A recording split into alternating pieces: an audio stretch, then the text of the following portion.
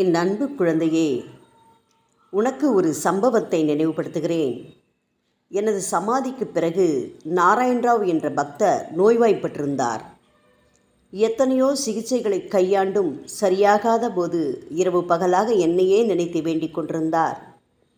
நான் சமாதியிலிருந்து எழுந்து வந்து அவருக்கு ஆறுதல் அளித்து கனவில் கூறியதே உனக்கும் கூறுகிறேன். கவலைப்படாதே, நாளை முதல் குணமடைய ஆரம்பித்து இன்னும் ஒரு வாரத்தில் நடமாடும் நிலையை தருவேன். பயப்படாதே.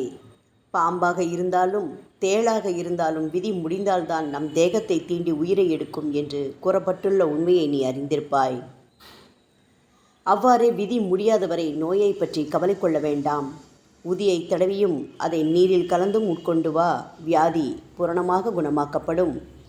எந்த நிலையிலும் பீதியடையாதே. நீ நம்புவதற்காக நீ படித்த புத்தகத்தின் வாயிலாகவே ஆதாரத்துடன் பேசுகிறேன். ஓம் சாய்ராம்.